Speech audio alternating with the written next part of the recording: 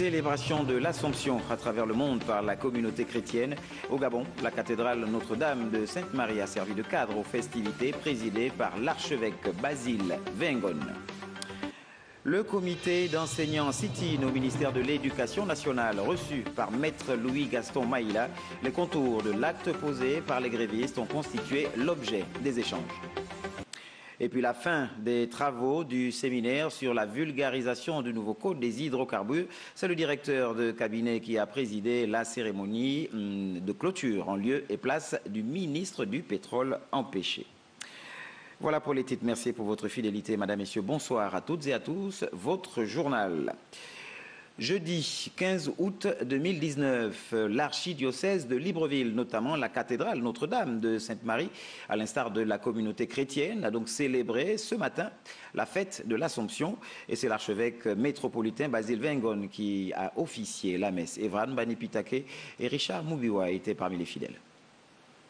La reconsécration du Gabon à la Vierge Marie, mère du Seigneur Jésus-Christ, a constitué le point d'orgue de cette célébration de l'Assomption. Nous venons solennellement par toi, Notre-Dame et notre Mère, te consacrer le Gabon, son peuple, ses filles et ses fils. Nous te consacrons chacune des provinces du Gabon et tous leurs habitants. Il y a 175 ans, Dieu le Père a voulu qu'à partir du Gabon, l'Évangile soit annoncé à tous les autres peuples d'Afrique noire. Le deuxième temps fort aura été le message des confessions religieuses au peuple de Dieu, à la réconciliation et au pardon. 59 ans est un âge adulte.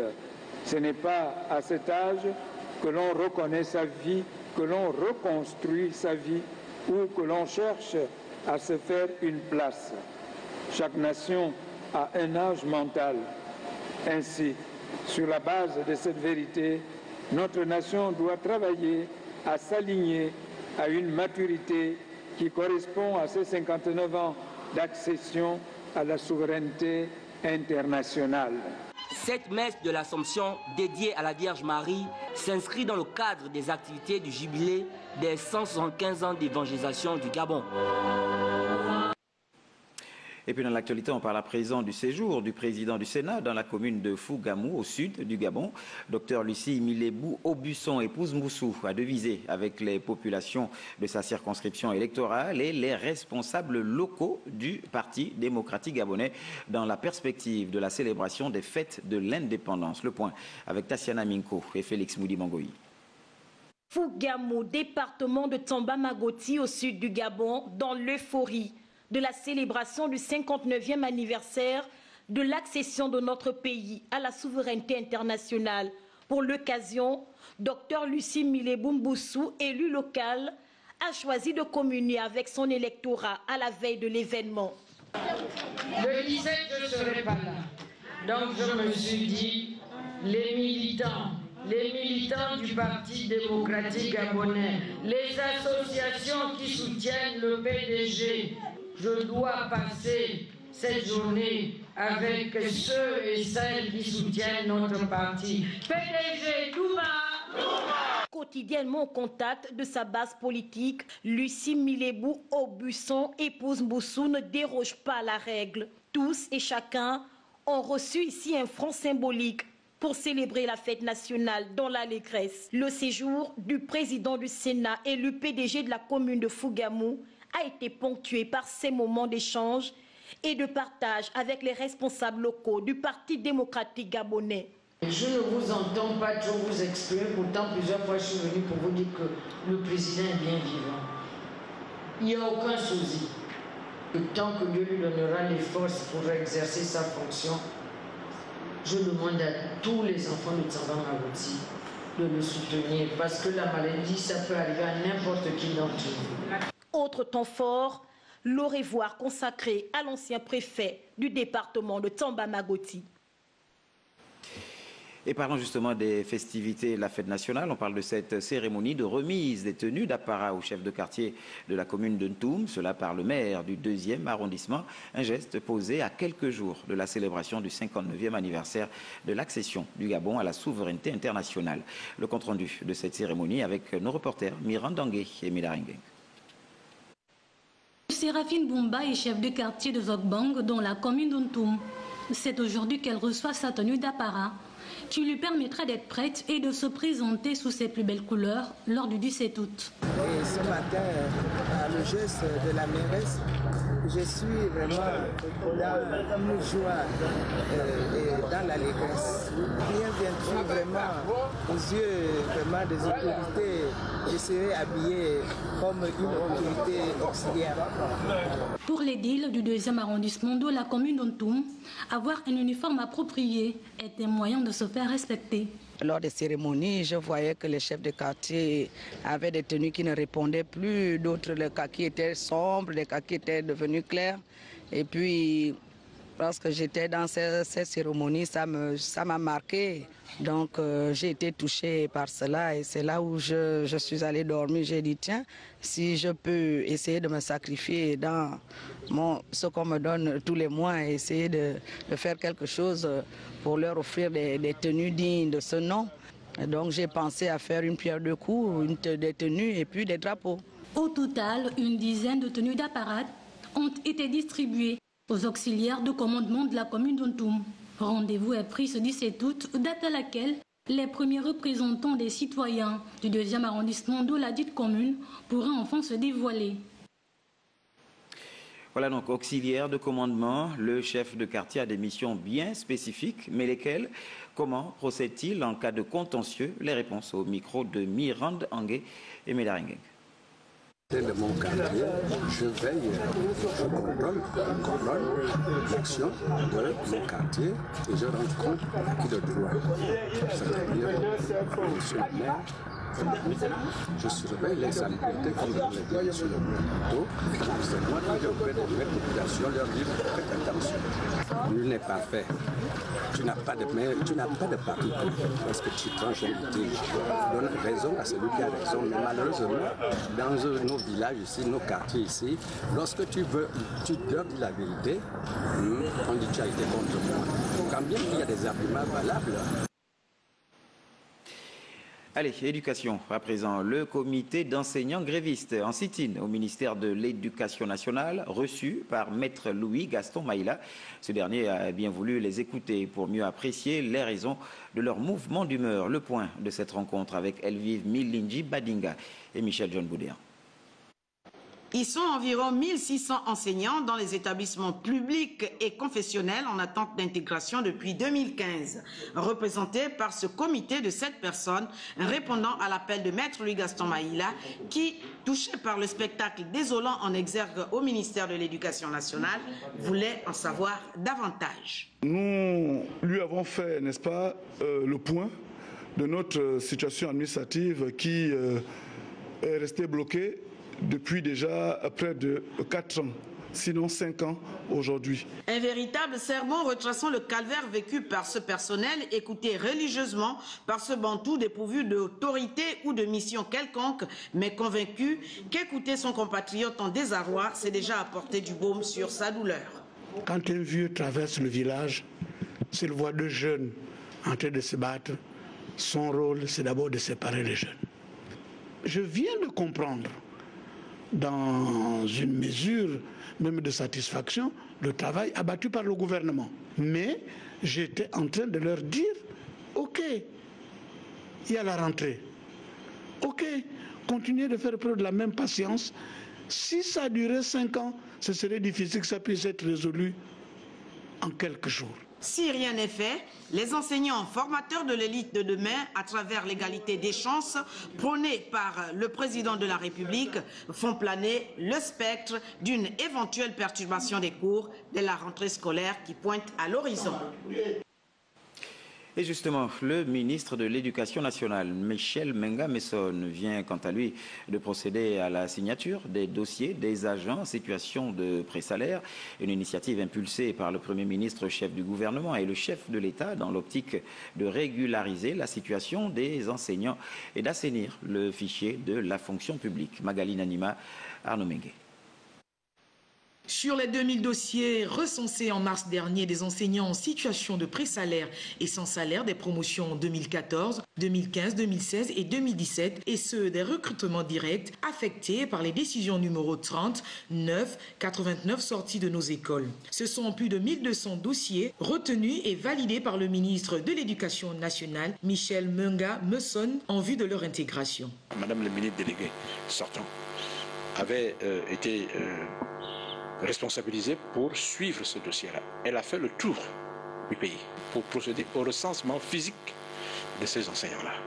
Et nous avons constaté que nous avons eu raison de procéder de cette manière-là. Il n'y a pas de diplôme, il n'y a pas d'acte de naissance, donc il n'y a pas de pièces de cette nature-là. Donc tous ces dossiers qui appartiennent à cette catégorie-là, nous les avons purement et simplement mis de côté pour l'instant, de façon à ce qu'ils soient éventuellement complétés. Pour le traitement en diligence de ces dossiers, un guichet unique a été mis en place. 500 dossiers ont reçu quitus de la tutelle lors de cette première vague. Dans un avenir très proche, ce dossier à ce niveau-là sera épuisé.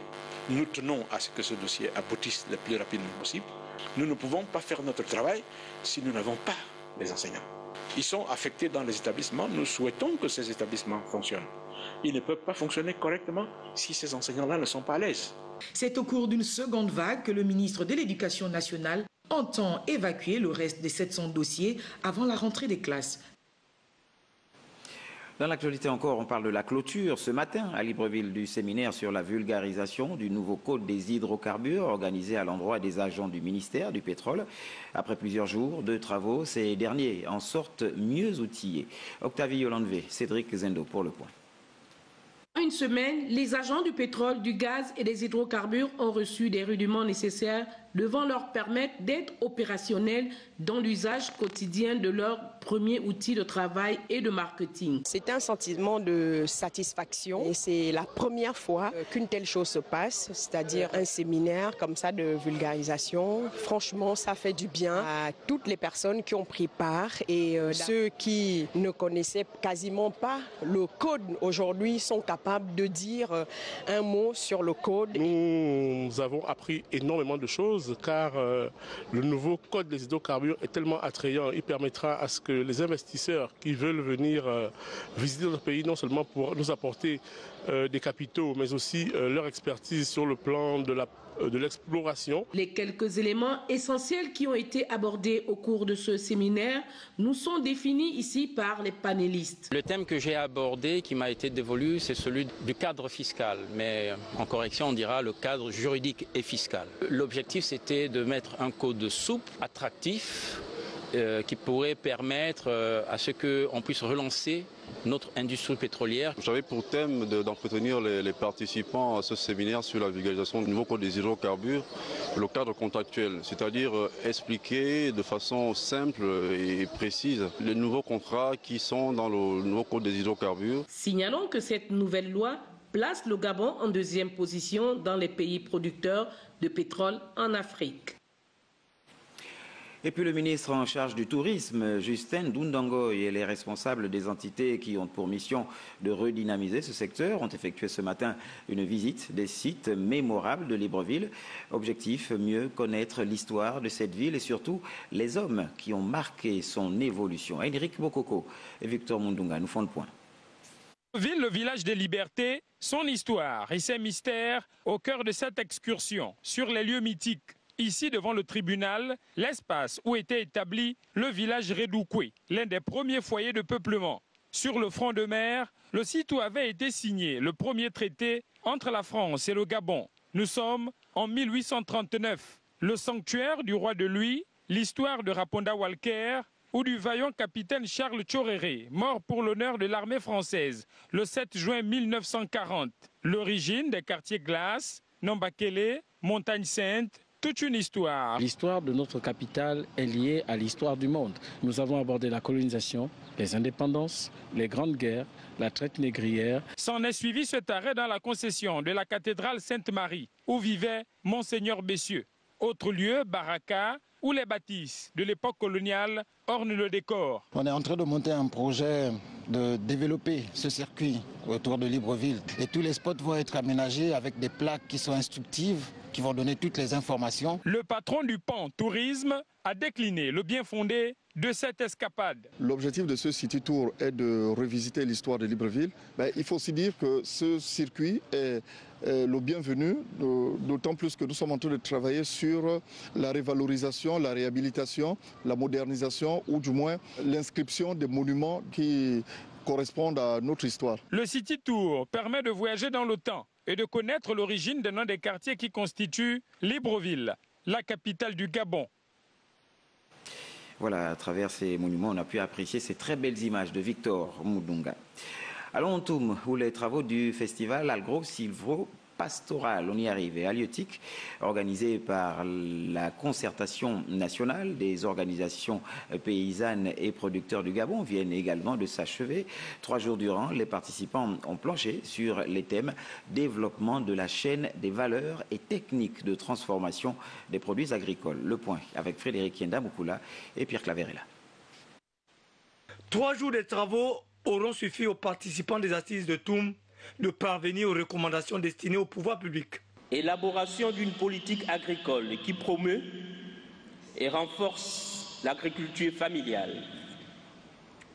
La mise en place des mécanismes de financement de l'agriculture familiale au Gabon et en Afrique centrale. Les participants en sont enrichis par la qualité des thématiques abordées au cours des travaux. Nous avons appris beaucoup de choses sur le cacao au café, sur les techniques agricoles, le planting du manioc, du planting, la production. J'ai pu avoir ce qui va permettre de m'aider à mieux m'autonomiser. À l'issue de la cérémonie de clôture présidée par l'une des autorités municipales de la commune de Toum, les autorités du ministère de l'Agriculture promettent d'apporter leur appui à ces opérateurs économiques. L'intérêt que vous avez porté aux différents thèmes d'exposé et la qualité de vos interventions ont été à la hauteur des attentes de tous les participants. Tout ce que nous pouvons promettre à nos frères et sœurs, parents qui ont participé, c'est l'encadrement du ministère, vu que les politiques de notre pays sont actuellement mobilisées pour qu'ensemble avec eux, nous impulsions cette agriculture. Le festival agro-silvo-pastoral et halieutique du chef-lieu du département du Komo-Monda aura apparemment répondu aux attentes des organisateurs, participants et autorités du pays. Allez, comme tous les soirs, on va parler de ce festival culturel Gabon 9 provinces. Ce soir, nous sommes avec le G8. Logoué Maritime, 8e province, et la 2e en termes de population. Port-Gentil, son chef-lieu est la capitale économique. Les Marigovéens sont au rendez-vous ce soir, on l'espère, à Gabon 9 provinces. Pour en avoir le cœur net, écoutez, les jeunes sont-ils nombreux à cette édition au regard du thème, vous le savez, langue locale et jeunesse. Alors, on va tenter d'entrer en contact avec Joyce Lorna Awangi sur place. Joyce, vous qui êtes sur place, bonsoir. Dites-nous-en davantage.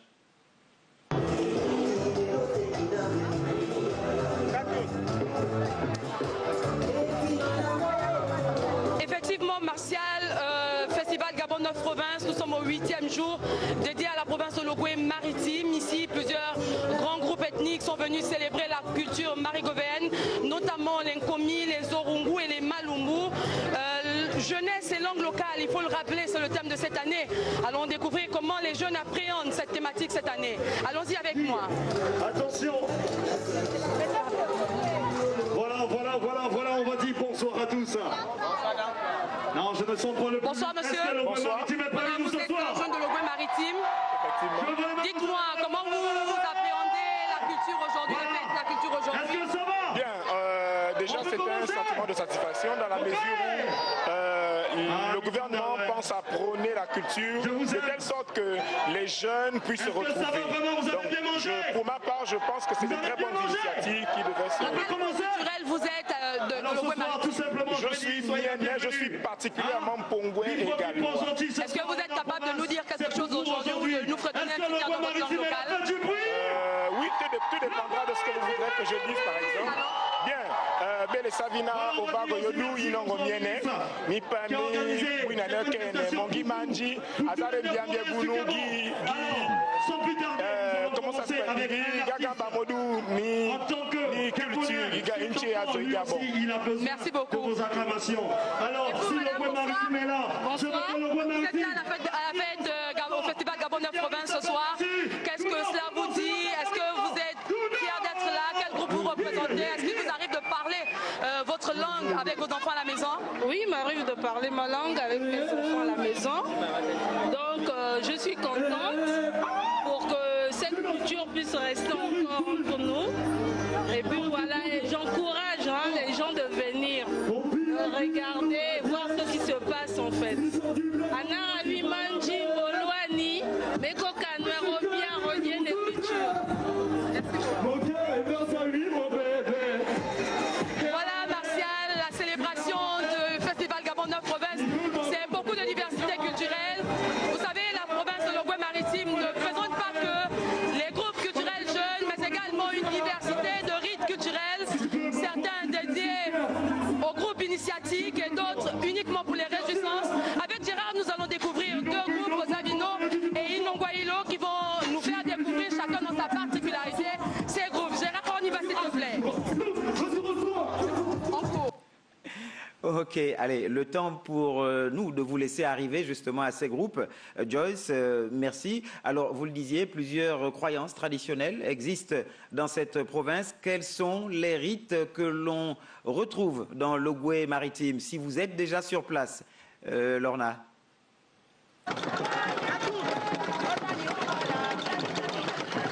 Vous savez, Martial, l'autre particularité de la province de Logoué-Maritime, c'est également sa diversité des rites culturels, des uns réservés aux rites initiatiques et les autres uniquement pour les réjouissances.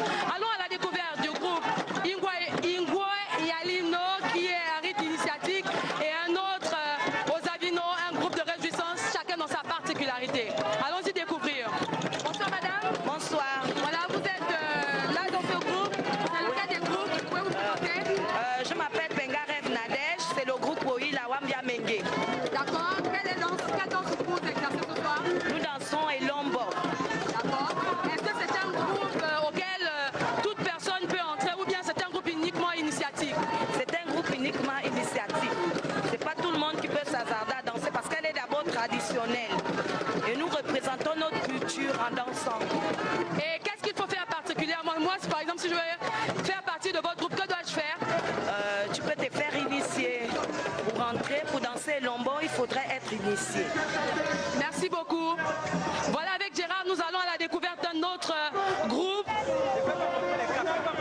Nous allons à la découverte d'un autre groupe, le groupe Ozavino, qui fait uniquement dans la réjouissance. Bonsoir. Voilà, vous êtes dans le groupe Ozavino. Qu'est-ce que ça représente pour vous? Qu'est-ce que vous présentez aujourd'hui ce soir? Aujourd'hui, nous présentons la danse Ekunda. Ozavino, c'est un groupe. Ozavino, c'est un groupe originaire de Port-Gentil. Et nous dansons Ekunda, Bonji, Elombo, Djembe, Buiti. Est-ce que pour rentrer dans votre groupe, on a besoin d'être initié ou bien... Non, du tout. Et qu'est-ce que cela vous fait aujourd'hui d'être là en tant que jeune? Bon, ça nous fait plaisir d'abord parce que c'est la fête de notre pays. Voilà qui est dit Martial, la province de Logoué-Maritime, en plus d'être le poumon économique du Gabon, est également un véritable creuset, un véritable réservoir de culture qu'il va falloir creuser davantage afin de ressortir aux yeux de tout le monde ce patrimoine culturel. Ici, en direct de boulevard Jean-Paul II, Joyce Lorna Wangi et Gérard Magnagna pour le compte de Gabon Télévision. Merci à vous, Joyce. Nous vous avons senti très intéressé par le groupe Elombo, mais vous avez entendu la condition, il va falloir vous faire initier pour cela. Allez, on parle un peu de sport. Lancé il y a quelques jours par le maire de la commune d'Oyem, le tournoi de football dénommé Louis Assamezui se poursuit. Cette compétition qui voit la participation de plusieurs équipes de quartier au stade d'Akournam vise la détection de talents et l'épanouissement de la jeunesse. Le principal stade de la commune d'Oyem abrite depuis quelques jours un tournoi de football interquartier qui porte le nom de défunt fondateur de l'Union sportive d'Oyem, Louis Assamezui. C'est dans une démarche éducative que le promoteur a lancé l'initiative pour favoriser l'épanouissement progressif des joueurs. Le tournoi a été initié par la famille Assameuse Nuit pour rassembler autour de ce stade, autour de toute la province, les fils et filles pour s'amuser, pour partager ensemble, j'allais dire, les joies que génère le sport, en particulier le football. Sur un plan purement sportif, ce tournoi permettra aux détecteurs de dénicher les talents qui s'y produiront. Rassembler ces enfants en dehors d'autres activités qu'ils puissent exprimer et peut-être même voir dans quelle optique les clubs peuvent pouvoir récupérer ces enfants. La particularité de ce tournoi réside dans les valeurs que véhicule le football, sport connu pour rassembler au-delà des différences. Là est le leitmotiv du comité d'organisation qui compte pérenniser l'événement afin que l'on se souvienne des qualités du défunt. Et puis du 19 au 30 août prochain, le Gabon prend part à la 12e édition des Jeux africains, mais ça vous le savez déjà. Dans quelques disciplines sportives sommes-nous, ou dans quelles disciplines sportives sommes-nous, pour être plus précis, prêts à entendre l'hymne national retentir lors de ce grand rendez-vous? Élément de réponse dans cet élément de Dave Moubele-Pendi et Syria Karis du service des sports. Sur les 8 disciplines gabonaises engagées à ces 12e Jeux africains, le taekwondo, en dépit de sa crise interne, nous paraît la mieux outillée pour faire retentir l'hymne national arabe au Baroque. Tenez, sa structure le demande au regard des états de service de ceux qui la composent. Antonio Bam, le médaillé d'argent au JO de Londres, champion du monde en 2013 et d'Afrique, se présente à ces Jeux comme étant le fer de lance d'une délégation dont il aura la lourde mission d'être le porte-étendard. Notre effectif a été réduit. Normalement, l'équipe de taekwondo est composée de 16 athlètes et là nous retrouvons avec juste 5 athlètes, donc soit 3 hommes et 2 dames. La sélection a été vraiment rude pour retenir ces athlètes. Nous avons échangé avec d'autres experts. Avec lui, dans cette mouvance, Maria Mouega, l'image féminine qui incarne la gagne. La Gabonaise va devoir rééditer sa performance réalisée à Maputo, au Mozambique. Sa maturité technique sera un atout pour décrocher l'or durant cette messe continentale. La préparation se déroule correctement. Je crois que le ministère a pris toutes les dispositions pour que la participation du Gabon se déroule selon les normes. Dans une moindre mesure, le judo avec Sarah Mazous va se présenter comme une alternative crédible pour l'obtention du précieux métal durant ces Jeux africains. Voilà, ainsi prend fin donc cette édition d'information. Nous n'allons pas nous séparer sans la sagesse africaine, bien sûr. Aujourd'hui, elle nous appelle à méditer sur ceci, surtout la jeunesse. Ton ignorance te porte plus de tort que ta pauvreté. Ton ignorance te porte plus de tort que ta pauvreté, à méditer tout au long de cette soirée. Et lors de cette soirée, au cours de nos programmes, vous le savez, à 21h, vous serez en direct donc, sur notre chaîne et vous suivrez bien sûr le festival culturel Gabon 9 provinces du côté du boulevard Jean-Paul II. Et cela jusqu'à minuit 30, heure à laquelle Cabrel Guillain-Lémami se fera le plaisir de vous présenter la dernière édition d'information. Merci pour votre fidélité. À demain, 20h. Bonne suite des programmes sur notre chaîne.